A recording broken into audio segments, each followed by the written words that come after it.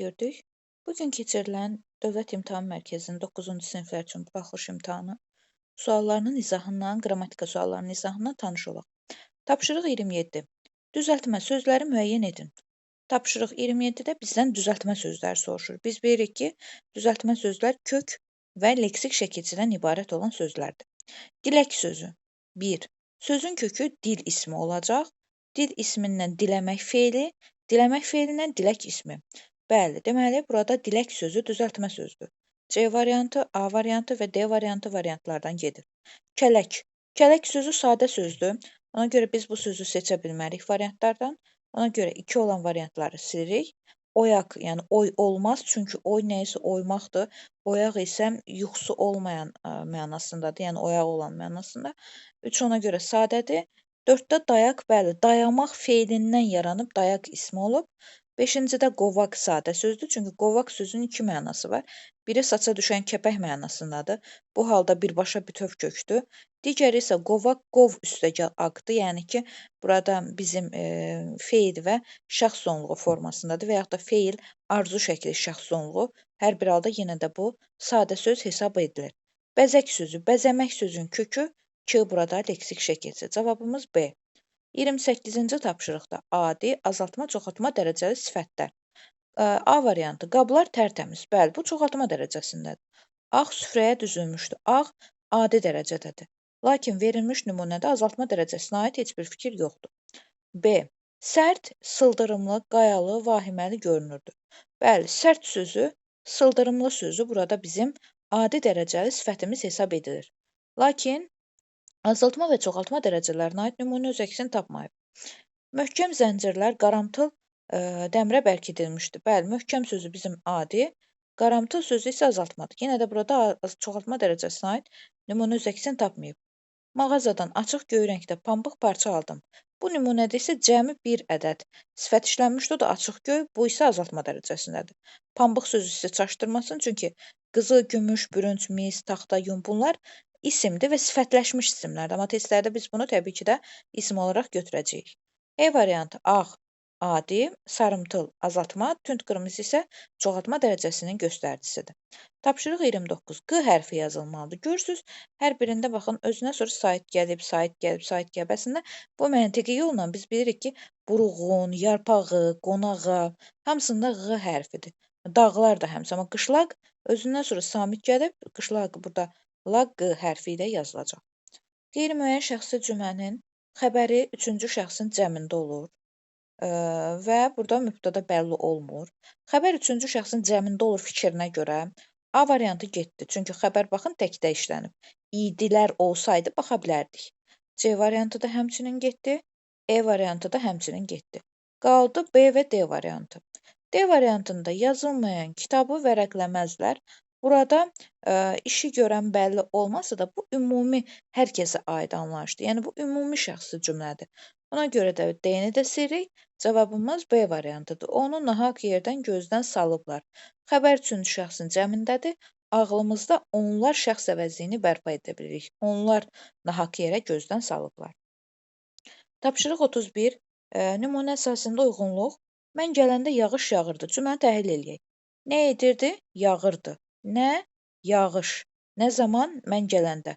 Mən gələndə feili bağlama tərkibi. Yağış isimlə ifadə olmuş düzəltmə isim. Yağırdı sözü isə bizim feilimizdir. İkinci, mən gələndə mağazadan kitab aldım. Nə etdim? Aldım. Kim aldı? Mən aldım. Yəni mən aldım burada mən mübtədadır. Nə zaman? Gələndə. Haradan? Mağazadan. Nəyi aldım? Kitabı aldım. Gördüyümüz kimi bu cümlənin təhlil sxemidir. Artıq cümləni təhlil edəndən sonra rahat formada variantlarımızı götürə bilərik. Misal üçün, əmr cümləsidir heç biri. Çünki əmr cümləsi olması üçün feilin əmr şəklində olmalıdır. Yəni, D olanlar variantlardan silinməlidir. D olanlar variantlardan silinəndə A gedir, E gedir. Tək buna görə 2 variant getdi. Mübtəda isimlə ifadə olunub. Bu bizim bayaq da demişdik. Yağırdı. Nə? Yağış. Yəni, ona görə də bir də olacaq B. İkinci dərəcəli üzvlərdən yalnız biri işlənib, mən gələndə cümlənin zərfliyidir. Yəni, birdə olacaq B və C, 2-də isə olacaq A və Y. Ona görə də cavabımız C-dir. Bir balaca boyu var, amma dam dolusu toyu var. Yəni məncə birincisi bağlayıcı deyil. Bunu uyğun bilmərik. Məhsdə həmçinin, çünki elə əsl məhs bunlar bizim dəqiqləşdirici ədatımızdır. İndiki də uyğun gəlməz, ya da uyğun gəlməz. Amma dam dolusu toyu var, tam da yerinə uyğundur. Bağlayıcı və ədat işlənmiş sıra. Nədə? İnkarlıq bağlayıcısı, əlbəttə modal söz. A variantı getdi. D variantı bəs və daha hər ikisi ədatdır. B variantı gah bağlayıcı, ötürü qoşma. Y variantı məgər sual ədatıdır, məhz də həmçinin dəqiqləşdirici ədatdır. Doğru cavab C variantıdır. O cümlədən və kaş sözləri. Kaş arzu ədatı, o cümlədən iştirak bağlayıcısı. Mübtəda feil sifət tərkibi ilə ifadə olunub. Bu söz-söhbət yayanları sədr cəzalandırmışdı. Nə etmişdi? Cəzalandırmışdı. Kim? Sədr. Nəyi cəzalandırmışdı? Söz-söhbəti yayanları. Yəni burada feili sifət tərkibi cümlənin tamamlığıdır. Getdim. Bu rəsmi çəkən mənim böyük əmimdir. Kimdir? Əmimdir. Hansı əmim? Kimdir? Mənim böyük əmimdir. Nə? Bu rəsmi çəkən. Cümlədə feili sifət tərkibi nə sualına cavab verir və cümlənin mübtədasıdır. Cavab B-dir. Yaylağa qalxanda bu darcığırlardan keçib gedirdilər. Bu cümlədə ümumiyyətlə mübtəda işlənməyib. D variantı gələnləri qarşılamaq, onları yerbəyer etmək uzun çəkdi. Bəli, burada mübtəda işlənib, yəni məsələn gələnləri qarşılamaq, onları yerbəyer.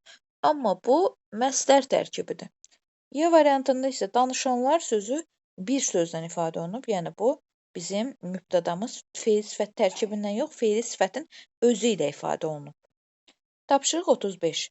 Həmcins mübtədalı cümlə. Ümumiyyətlə, həmcins mübtəda, həmcins xəbər deyəndə sadalanan sözləri götürməliyik. A. Daşlı kəsəkli səhra. Baxın, səhra, hansı səhra? Daşlı kəsəkli. Bu həmcins təyindir. B. Dünəndən nə yatır, nə dincəlirdi. Yatır, dincəlirdi. Bu həmcins xəbərli cümlədir. C. Səhər açılar, açılmaz. Bağçanı və həyəti səliqəyə saldı. Nə etdi? Saldı. Nəyə? Səliqəyə. Nəyi? Bağçanı, həyəti. Görürsünüz, bağçanı və həyəti nəyi sualına cavab verir? Nəyi sualı isə tamamlığın sualıdır. Deməli, burada həmcinslik tamamlığa aiddir. D variantı. Zəngin vurulduğunu və müəllimin gəldiyini indi bildi. Nə etdi? Bildi. Nə zaman? İndi. Nəyi? Zəngin vurulduğunu, nəyi? Müəllimin gəldiyini. Yenə də tamamlığın həmcinsliyidir. Cavab E-dir. Böyük də, kiçik də meydana axışırdı. Axışırdı haraya? Meydana. Kim? Böyük, kiçik. 36. Feili bağlama hərəkətin tərzini bildirir. Nə tərzdə sualına cavab verməlidir? Düşmən qorxub geri çəkildi. Nə etdi? Çəkildi haraya? Qorxaraq, nə zaman? Deməli, nə etdi? Çəkildi haraya? Geri.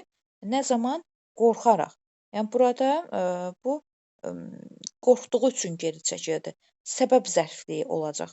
Ona görə də biz bunu heç birini əslində uyğun fikir kimi seçə bilmərik. Əsmər xala pəncərəyə yaxınlaşıb. Məsələn, gördü kimi o nə zaman pəncərəyə yaxınlaşır. Görürsünüz, nə zaman sualını rahatlıqla verə bilərik. Uşaq ayağını yerə dirəyərək, burada yəni nə tərzdə sualına cavab verəcək? Ana içəri girər-girməz. Zəng çaldı nə? Zəng nə? Telefon. Nəyi zəng çaldı? Telefonu. Yəni burada tamamlıqdır. Nə zaman ana içəri girər-girməz. Olacaq burada zaman zərfi. Yəni olacaq orada zamanını bildirir. B və D, 2-yə B və D, 1-ə isə C və Y uyğun gələcək. Y-də isə əlini qoynuna qoyaraq, yəni burada nə tərzdə sualına cavab verəcək.